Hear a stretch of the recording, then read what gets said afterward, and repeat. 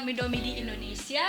Bertemu lagi dengan saya Anggun Lazuardi di podcast Maota di Siko, kantor imigrasi kelas 1 TPI Padang. Nah, podcast hari ini kita kedatangan tamu nih dari biliknya teknologi informasi keimigrasian kantor imigrasi kelas 1 TPI Padang. Telah hadir Kepala Seksi Teknologi Informasi Keimigrasian yaitu Bang Adit. Halo Bang Adit. Halo Sobat Midomidi ya. Iya benar-benar. Kita manggilnya Sobat Midomidi Ya, nih Bang Adit. Halo. Nah, sebelum kita mengupas lebih jauh nih Bang tentang teknologi informasi keimigrasian, alangkah lebih baiknya dipersilahkan untuk Abang untuk memperkenalkan diri kepada Sobat Midomi di Indonesia. Kenalan dulu ya kalau Iya, gitu ya. benar. Izin memperkenalkan diri, nama saya Aditya Rizka Pratama Dhani. Untuk saat ini saya menjabat sebagai Kepala Subseksi Teknologi Informasi Keimigrasian di Kantor Imigrasi TPI Padang. Ada lagi mungkin yang harus jelasin? Ada lagi, Apa misalnya itu? riwayat pekerjaannya sebelumnya Bang. Riwayat gitu. pekerjaan ya. Lulusannya dari mana? Kalau lulusan, saya lulusan dari Akademi Imigrasi Angkatan ke-16. Itu kalau seingat saya ya, lulus tahun 2016. Jadi kalau misalnya terhitung dari 2016 sampai sekarang 2024, sudah 8 tahun di imigrasi gitu. Wah, udah 8 tahun nih. 8 tahun. Sebelum masuk imigrasi Padang, di mana dulu sebelumnya penempatannya? Untuk Kalau SK boleh. pertama itu saya di bandara, Di Bandara bandara. Soekarno-Hatta sekitar 5 tahunan. Terus dapat SK lagi itu di kantor imigrasi Malang. Oke, baru setelah Malang ke imigrasi Baru setelah Padang. Malang pindah ke Padang, dapat promosi di Kepala Subseksi Teknologi Informasi. Nah, mengenai teknologi informasi keimigrasian sendiri sih, apa aja sih gawe-gawenya yang merupakan tanggung jawab dari subseksi ini, Bang? Gawe itu pekerjaan berarti Iya, ya. kita ala bahasa gaul Ala sedikit ya. bahasa gaul ya, gawe-gawe ya. Gawe-gawe ya. Jadi secara singkat, Iya. teknologi informasi keimigrasian itu mengurus masalah secara garis besarnya ya, kesisteman yang ada di kantor imigrasi Padang. Nah, kesisteman itu kan ada banyak, contoh hal kecilnya jaringan. Nah, bagaimana dalam subseksi kita itu mengolah dan memelihara kesisteman itu agar tidak terjadi gangguan. Kenapa kita memelihara hal tersebut?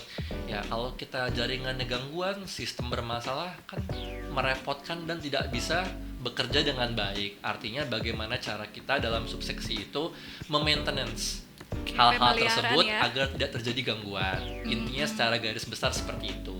Nah, berarti maintenance, pemeliharaan kesisteman yang ada Betul. di layanan imigrasi Padang. Betul. Nah, kalau boleh tahu nih Bang, apa aja sih sistem-sistem yang merupakan ruang lingkup layanan di imigrasi Padang ini sendiri, baik itu di bandara maupun di tempat layanan yang ada di kantor imigrasi? Betul. Kalau untuk layanan yang ada di kantor imigrasi, nah, hal pertama yang mungkin teman-teman bisa bayangin juga itu pasti pemeliharaan server.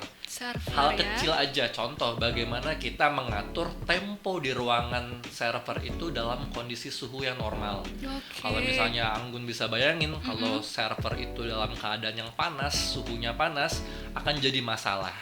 Contoh kecil seperti itu. Dan yang kedua yang kita kerjakan di Padang adalah kita punya server di bandara. Nah, itu kan server itu kan berfungsi nanti ya untuk sistem BCM. Orang asing, orang Indonesia masuk keluar wilayah Indonesia itu kan semua kan lewat sistem. Artinya kita memelihara sistem tersebut tidak terjadi gangguan sehingga memudahkan untuk pemeriksaan keimigrasian di Bandara Internasional Minangkabau. Secara garis besar seperti itu. Nah, berarti mengarah kepada pemeliharaan Pemeliharaan kesistemannya sendiri ya, Bang, ya. Nah, Bang, seperti yang Bang sebutkan tadi mengenai BCM. Sobat Midomi di Indonesia penasaran nih, BCM itu apa sih, Bang? BCM ya, BCM itu adalah singkatan dari Border Control Management. Border Control Management ya. Betul. Secara singkatnya, biar orang-orang memahami juga, itu adalah sistem yang ada di bandara. Apa sih fungsi dari sistem tersebut? Itu untuk mendata setiap orang asing atau warga negara Indonesia yang masuk keluar wilayah. Kita bicara secara khususnya aja ya di kantor imigrasi Padang agar terekam riwayat jejaknya, baik data paspornya, tanggal kedatangan ataupun keberangkatannya, terus nomor pesawatnya dan lain-lain. Berarti di dalam sistem BCM sendiri sudah terekam jejak perjalanannya sendiri ya, Bang ya? Betul, semua sudah terekam, bahkan juga terekam juga masalah biometriknya. Biometriknya sendiri terekam ya. juga. Oke, itu kesisteman yang ada di tempat pemeriksaan imigrasi. Betul. Nah, untuk yang layanan di kantor imigrasi sendiri, Bang, apa aja sih yang dimiliki oleh Imigrasi Padang? Kita punya SIMKIM.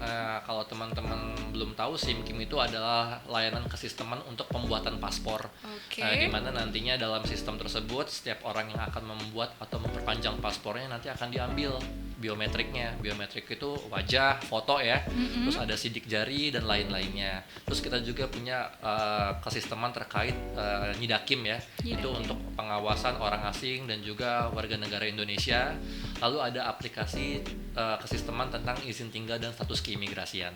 Jadi banyak sekali ya Banyak. kesisteman yang dimiliki Betul. oleh instansi imigrasi sendiri ya, Bang ya, untuk memberikan pelayanan maupun pengawasan tadi ya Betul. untuk warga negara Indonesia, baik itu juga warga negara asing ya. Betul.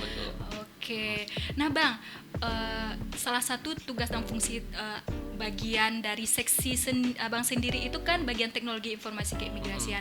Nah, apabila terjadi gangguan mengenai kesisteman tersebut, apa aja sih langkah-langkah yang Abang lakukan berserta tim untuk mengantisipasi, mencegah maupun mengevaluasi dari gangguan kesisteman tersebut? Contoh kasus ya terkait masalah gangguan kesisteman, kita ambil contoh kecilnya aja, misalnya di bandara. Oke. Anggaplah di bandara mati lampu listrik, sedangkan ada penumpang yang harus direkam pada BCM-nya ketika datang atau keluar wilayah Indonesia. Nah, antisipasi kita dan juga tim terkait hal tersebut adalah bagaimana kita memastikan servernya nggak mati dulu nih. Artinya kita masang UPS di sana. Apa sih fungsi UPS itu? Nah, fungsi UPS itu memastikan bahwa ketika lampu listrik jaringan di sana mati, itu server kita ada dalam kondisi on dalam beberapa jam, sehingga sambil menunggu gangguan listrik tersebut selesai, kita ada backupnya terkait hal tersebut. Jadi nggak mengganggu sistem perekaman kita yang ada di bandara. Wih, keren. Berarti itu sebagai backup cadangan Ya, berarti ya, Bang antisipasi ya? kita. Antisipasi ya. Betul. Keren. Oke, Sobat Midomidi Indonesia, itu merupakan segelintir mengenai tupoksi dari subseksi teknologi informasi keimigrasian. Terima kasih Bang Adit telah Sama-sama, hadir di Kak podcast Anggun. Maota di Siko Kantor Imigrasi kelas 1 Sama-sama, ya. TPI Padang. Nah, untuk Sobat Midomidi Indonesia sendiri mau tahu mengenai tentang keimigrasian yang ada di Imigrasi Padang, tetap stay tune ya di podcast Maota di Siko. Bye-bye.